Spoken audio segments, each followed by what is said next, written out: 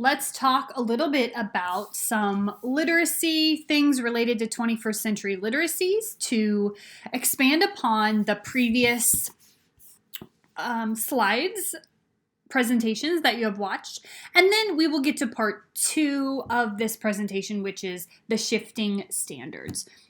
So there'll be a couple times in this presentation where I'll just ask you to sort of stop and think.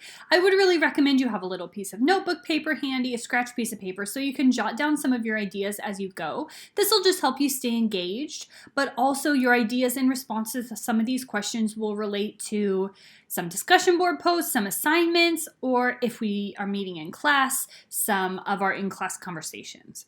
So the first question here for you is the problems with literacy you've noticed in the world. What do you think are some problems in our society, in our culture, that are related to literacy that you've noticed in our society today, or that are stemming from issues in literacy?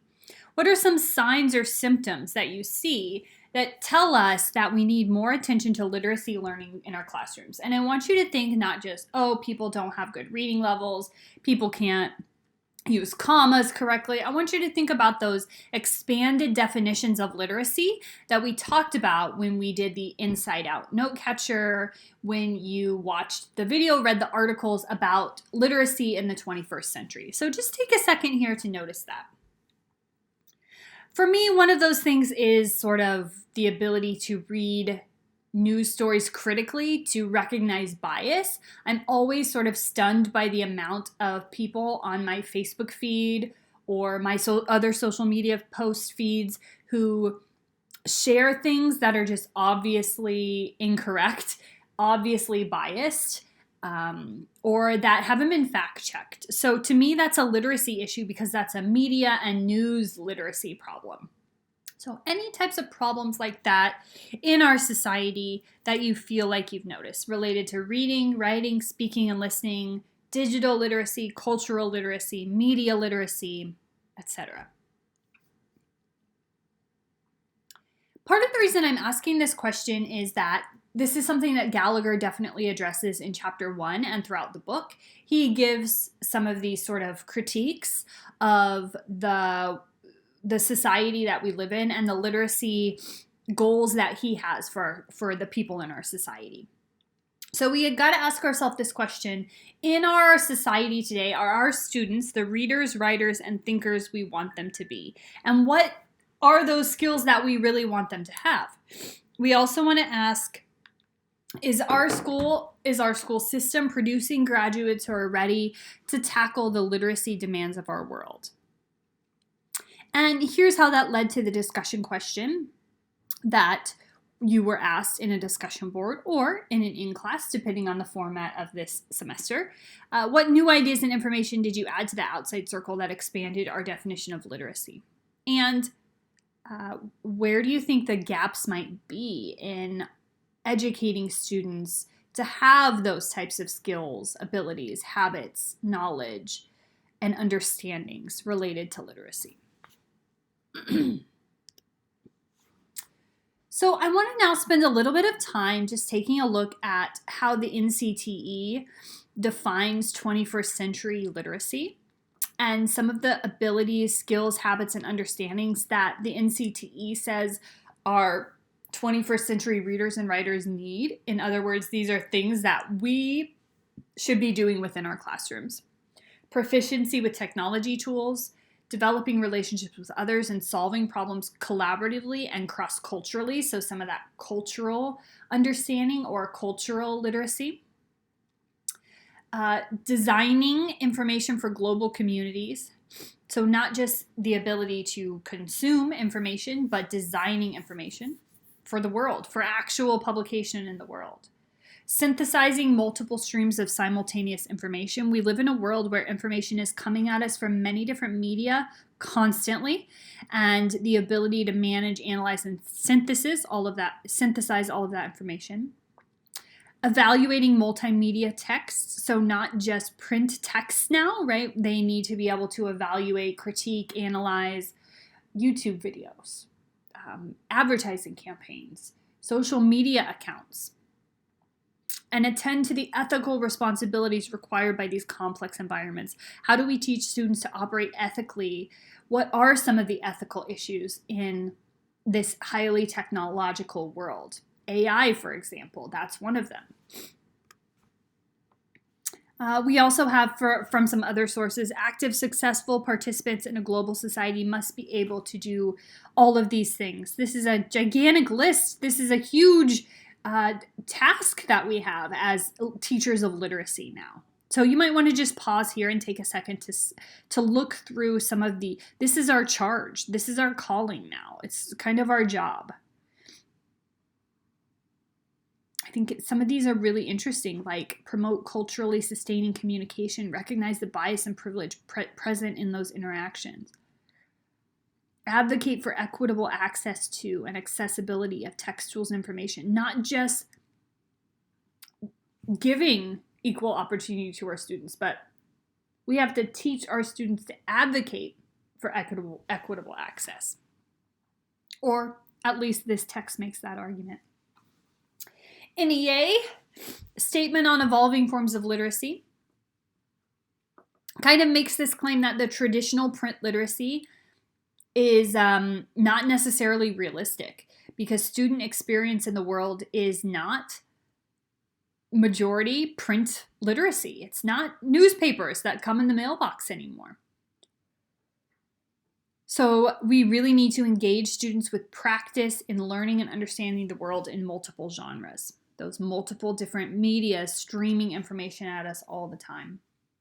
And then ask that question, are we bypassing the production and practice of more useful forms of literacy in schools?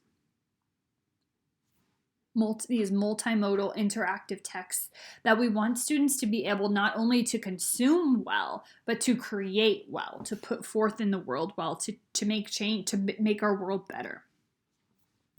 So here's the takeaway in, throwing all of this information about what these new literacies look like is, what do teachers need to be doing more of in our classrooms? What do schools need to be doing more of? What types of things do students need to be doing more of in the classroom?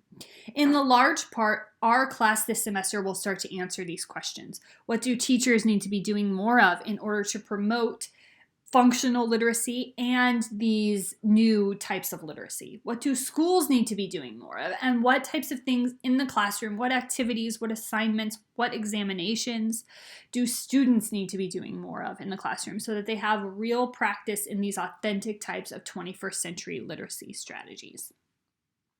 It would be a great idea to pause here and jot down some of your ideas. Right now in this course, we haven't learned a lot of things, but you may already have some ideas. What do you think teachers need to be doing more of? What do you think schools need to be doing more of? What do you think students need to be doing more of? So just to break down what some of these 21st century literacies mean, we are referring to critical thinking, creativity, and collaboration in today's society, a multimodal, cross-cultural world. So there's a lot of different ways to think about 21st century literacies. There's not a solid black and white definition, but we can think about these different types of literacies as a part of 21st century literacies. Critical literacy, visual literacy, media literacy, digital literacy, and cultural literacy. Please take a second to pause here and read through each of these definitions. We'll go into a little more detail on the following slides. Critical literacy, the idea of actively reading text. So it starts with active close reading, but to promote an understanding of socially constructed concepts. So for example, what you do in critical approaches, if you've had that class already or are currently in it, looking at, like reading with lenses of feminism, reading with lenses of disability studies, reading with lenses of, examining how LGBTQ people are portrayed in different texts, different types of media, or etc., right? Whose voices are represented in this, whose aren't? What are some of the attitudes, values, and beliefs about different aspects of social justice that are inherently present in these texts? Does F. Scott Fitzgerald seem to tell only stories about rich white people, right? That's the type of thing that we take a look at when we look at critical literacy. Visual literacy, visual images and the possible messages being conveyed by images. So something like analyzing a visual advertisement or taking a look at how someone's social media uses images to present a particular persona of a celebrity, etc., right? And also not just reading the visuals, but using visuals well. So a lot of times we have, give a PowerPoint presentation, but how can you actually use images, not just goofy little cartoon images, but use images that compel your audience in a powerful way? Media literacy includes not only locating and using media sources, but critically analyzing media messages, considering the role of media in our culture, and also, again, not just analyzing media that exists, but being able to create media that's responsible and that's rhetorically effective. So each of these we want to think not just honing students' ability to consume critically or consume well, but create and authentically publish, in the world as well. So taking a look at different news sources, which ones, how do the headlines differ when they're talking about, Gaza versus, etc., right? All of these questions of how the news represents different things, which news outlets tend to be biased, which news sources are educational versus sensationalized. Digital literacy is not just using digital tools, but participating ethically in digital spaces. So things like, cyberbullying, that's a part of digital literacy, but also how we use digital tools to find information, how we think critically about the different digital tools available to us, and how we use digital tools to, again, publish authentically in our world, to become part of the people sending messages about things that we're advocating for, things that we care for. And then cross-cultural literacy, which is that ability to collaborate across cultures. So it starts with recognizing that we all live within cultures, acknowledging the role of our own culture, and the willingness to see our culture as not necessarily the right way to go about things, but understanding how our culture impacts our viewpoint through things like ideology, things like power, and also teaching students to recognize and value other types of cultural perspectives so that we can collaborate more effectively and learn from one another, live ethically in a multicultural world. So especially since many of us are part of the dominant culture in this society, in this world, seeing our own culture as one in the context of many cultures. So one would argue that these different types of 21st century literacies are, part of our job now, part of our role, because we're not just teachers of reading and writing anymore, because the way that information comes to us in this world is not just in a print book. It's not just in a print news source.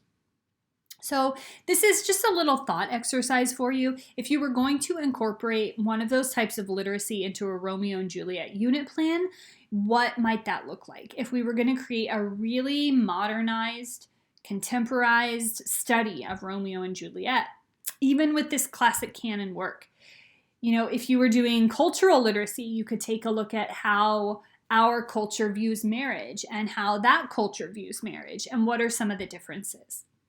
If you were going to do critical literacy, you could take a look at how the book represents women, how the book represents older people, how the book represents religious figures.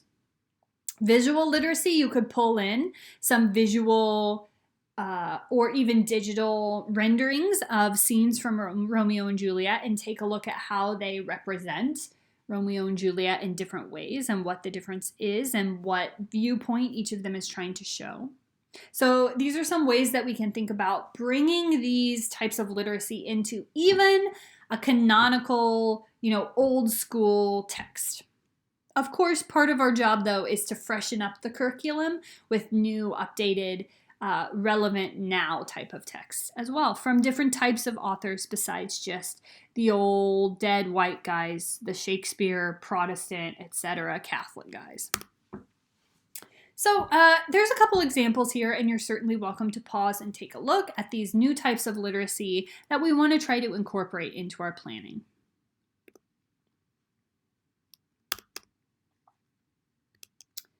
Moving forward, I've included this video of Gallagher introducing his book. So if you haven't yet already, definitely take a look at that. Heading into chapter 1, he gives a pretty good summary of some of the concerns that he's bringing up in the book. So that is located on Classroom for you. I won't play it as part of this slide, but I did want to remind you of it.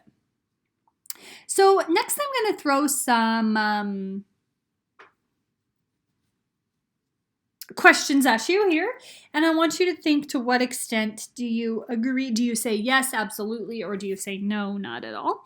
And these are questions about the standards. So here they come. The first question is, I know a lot about the history of No Child Left Behind. Would you be absolutely yes, I know a lot, or would you be not really? Not really. Where would you fall in this spectrum? Second question, I know a lot about the Common Core state standards. Again, where would you fall in this spectrum? If we were doing this activity in class, where would you come up and stand? All the way to the yes side, I know a ton, all the way to the nope side, not familiar with it all, or where in the middle?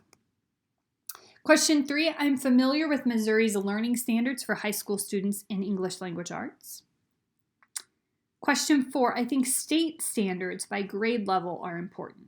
To what extent do you think it's important that the individual states have their own standards by grade level?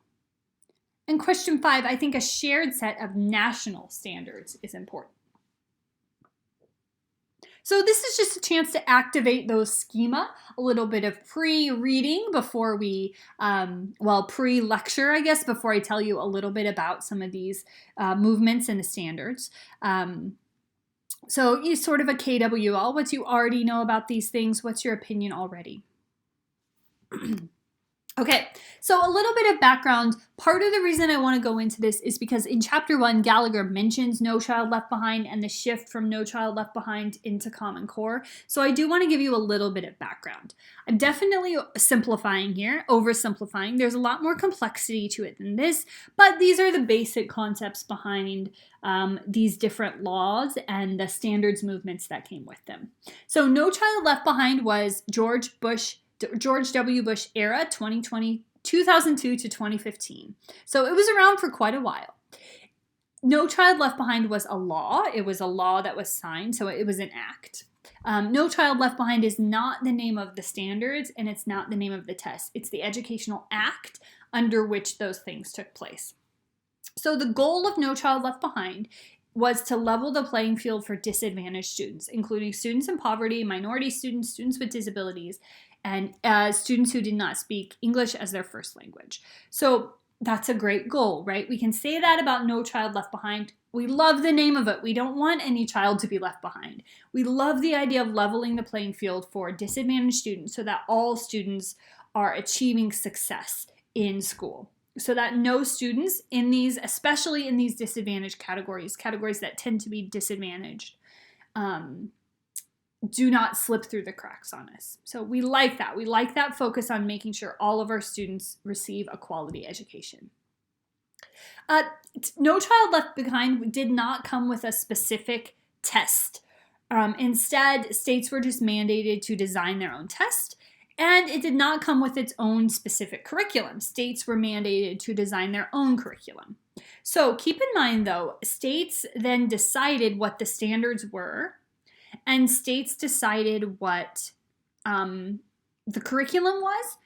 States also decided what qualified as proficient, what qualified as basic understanding, what qualified as advanced understanding. So each state had their own curriculum, each state had their own test, each state had their own levels of standards.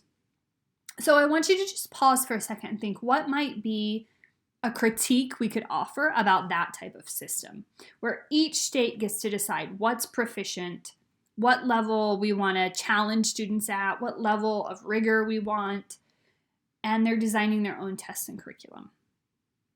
So one thing we could think about is if a student moved from state to state and suddenly the curriculum was much more difficult or much more easy. Something else we could think about is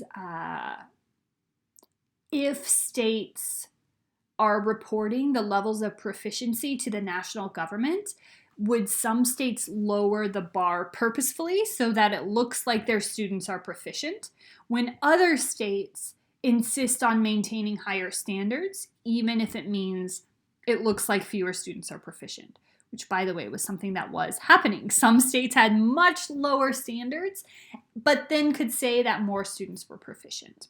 So we can think about issues like that might arise from not having a national a guideline for the curriculum, a national test that was shared, or even a national level of what proficiency meant. So some of the effects of No Child Left Behind is that it held schools accountable for student achievement. So states were required to report, their ESL students, here's how they're scoring, district by district. Our minority students, our students of color, here's how they're scoring. Our students with disabilities, here's how they're scoring. So they were required to report the achievement levels of their subgroups. They were also required to bring every student to a level of proficiency. So the level of proficiency the state had got to decide, but they were expected to have 100% of students at that proficiency level. So think about all the different types of students we have. That proficiency level is the same, and every student was expected to meet proficiency levels.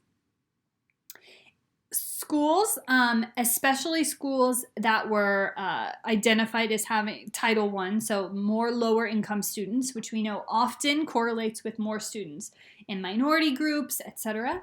Those schools were required to set targets for improvement. We called it AYP, or adequate yearly progress. So, by next year, you have to have this percentage of proficient students. By the year after that, you have to have a higher percentage of proficient students. Now, I want you to stop and think about this. So, say one year you have the freshmen. The class of 2024 is coming in. That's a class with a lot of super smart kids. But next year, when you test the freshmen, they have to test better. So it's not the same group of students that has to get better. It's the next year when you test the next batch of kids. They have to do better than the previous batch of kids. So in school, we know sometimes there's a year where you have a lot of students who are struggling just coincidentally. But you still are expected to raise the percentage of proficient students year to year to year. So that was a little problematic. That was definitely a critique. Schools also received a report card saying, this is your percentage of proficient students. And Title I schools who were not meeting AYP were penalized. In an attempt to motivate these schools to improve, there was a penalty system. So the state or the national government could say, we are getting rid of all of your principals in this district, and we are instituting these new principals. So you would see in the news these stories of these principals coming in from some completely other place, taking over these schools and sort of, wiping everything, firing a bunch of teachers and starting over. There were teachers famous for coming in and just sort of wrecking ball the place and just building it up from the beginning. They could also receive less funding. So think about what might that make that problematic as well. A state that's struggling, a state with a lot of students with disabilities, a school with a lot of minority students. They are not meeting AYP. If they don't meet AYP enough years in a row, we're taking funding away. Generally in education, I think most people now have the understanding that more resources helps schools be more successful. Not taking resources away helps schools be more successful. So that was one critique that a lot of people had of No Child Left Behind. Parents who belonged to school districts where students were not meeting AYP also had the option to move their kids to a different, better performing school district. And you could probably imagine some issues that caused as well, sort of a flight situation where students were leaving the schools because they weren't meeting AYP. No Child Left Behind was replaced by the Every Student Succeeds Act in 2015. So this was now getting into the Obama era. I really like this link, so I'll click here and take you to this.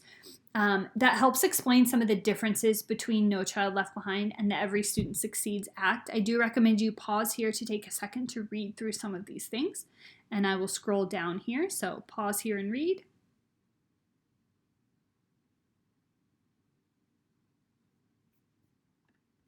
So in general, though, Every Student Succeeds Act attempted to give more flexibility so that states could set their own improvement goals. So we're going to improve this percentage, or we're going to improve this subgroup. So states had a little more flexibility. They also decided that student success couldn't be measured just by test scores. So they measured test scores, they measured graduation rates, but they also measured some other types of data too. They took away the penalties. So they said no more penalties for underperforming schools. Instead, let's focus on giving them more support and more funding. And states and districts still had to develop a plan for improving struggling schools, but there was more in-house power to develop that plan. And they also said, if you have a school improvement plan, you absolutely must ask parents and other community stakeholders for advice on how to improve the school. So there was sort of this community investment because the parents were asked and surveyed, like it was required that parents be surveyed about what they think needs to be done to improve the school. It was also an act that encouraged more individualized learning, personalized learning, and endorsed universal design for learning, which is a framework of curriculum that sort of gives every student the opportunity to, it's sort of a personalized learning concept. So we can see it sort of took the concept of No Child Left Behind, and in general, we like about the Every Student Succeeds Act that there was a little more flexibility and it was less punitive, which most people in education were on board with. A lot of people in education, not most, I suppose. Now, Every Student Succeeds Act, again, is not what we call the tests. It's not what we call the curriculum. But ESSA did require rigorous standards for student learning and said we are going to develop the Common Core state standards. They got teachers involved. They got administrators involved. So the Common Core state standards were then developed as a national set of standards, which was highly controversial. There was a lot of outcry against the Common Core state standards. I think a lot of that outcry was based on some misunderstandings about what the standards actually said and what they meant, but there are certainly some critiques of the standards themselves. But Every Student Succeeds Act did not mandate that states had to adopt Common Core. In fact, they said, if you don't want to do Common Core, develop your own set of standards. They need to be rigorous. You can use Common Core or you can modify it, or you can come up with your own, and then we'll approve them. So states could choose to adopt the Common Core standards or not. Missouri opted out of adopting the Common Core standards. However, we spent tons of time, money, we hired people. The standards that we came up with, the Missouri Learning Standards, MLS, are almost identical to the Common Core state standards, by the way. So we're going to take a look and examine some of the differences, but I want you to know that because when you look in the Gallagher textbook, every chapter has the Common Core standards, and you may be thinking, well, those aren't our standards. Our standards are the Missouri Learning Standards, but they are essentially exactly the same. There are some times when Missouri took a standard and separated it into two standards. So we use the Common Core language, but we just made it two different strands or two different standards. There are some times when we took two Common Core standards and we made them one. Maybe we took a standard and we replaced a word or added a couple words, but they're essentially the same. So I want you to know that because when you're reading Gallagher, you see the Common Core standards. They are essentially the same as the Missouri Learning Standards in a lot of ways. So before Common Core state standards, every state had its own standards. Most states now are using Common Core or something very close to Common Core that they've modified in a couple ways. Before Common Core, proficient versus basic varied state by state, but now we have sort of the same type of benchmark. We do still have our own tests, though, and we can choose the type of test we use. So we could choose to use the ACT, which Missouri actually did for juniors. That became our standardized test. The goal of Common Core was college and career readiness. So we focused on both college and career readiness in those standards. Some of the effects, the ways that Common Core changed our approach is text complexity was really big. So reading more complex types of texts was a big focus when we switched over to Common Core. Using academic language was a big deal. So that academic vocabulary became a really big focus. Do students know what synthesize really means? We had, when Common Core hit, we had things like word of the day, and the word was an academic word like synthesize, or an academic word like subtract, right? Any of these, academic words became really important. The answers students were asked to give on tests were less evidence-based or were more based on evidence, like evidence from a text. So the tests that we have now have like a text passage, and students have to give an evidence-based answer. And a much bigger emphasis on nonfiction texts, which at first was misunderstood. English teachers thought in their classroom they had to be doing mainly nonfiction texts, but it really meant in what a student reads throughout their entire school day, including their science textbook, including articles. We wanted to see more nonfiction texts. And there's certainly some critiques of these things here as well. One of them was the texts are too complex for too many students. It's not developmentally appropriate. It's getting too rigorous for the brain development of this age of students. So certainly some critiques of both types of standards, but I really want you to have an understanding of these things because it's part of the way that we talk about education.